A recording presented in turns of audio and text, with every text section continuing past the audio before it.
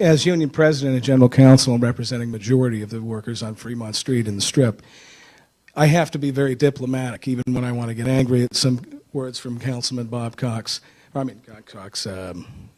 I'm sorry, there was a Bob Cox in another city that was a councilman I used to live in. One of the big problems here is it's money and control. Some of this money and control comes not from you, not from Fremont Street, but the casinos who want to own the sidewalks, and they can't in this country. And they're trying to exert control and pressure, and I've dealt with this in court things before in Clark County, where they assume control of the sidewalk. They can't do that. That's a public place, quasi-public. The prune yard decision is almost ignored in this valley, which allows us to be there, among other things.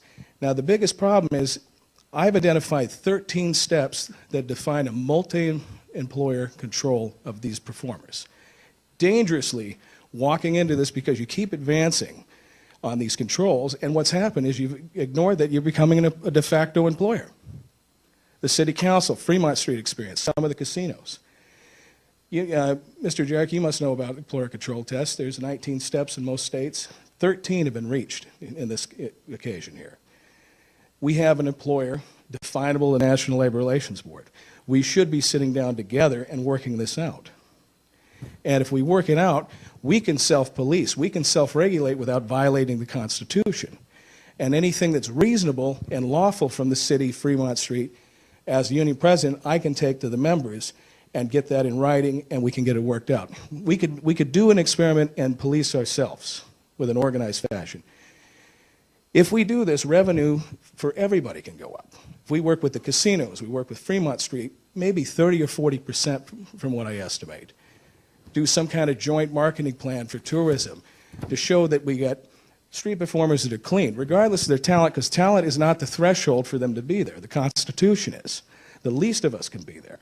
We have some very super talented people in this room that have almost an elitist attitude that they have a right to be there compared to a poor performer. We all have the equal rights to be there. Even the panhandler says, why lie and need a beer? Is he in good taste? Is he something I want to see? I have about a half dozen people I wouldn't like to see when I'm performing out there. However, I can't infringe upon their rights because I don't like the way they look.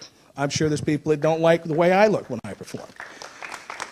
And the thing is, we have to protect the Constitution. I don't want to blame you guys. I don't want to make it personal.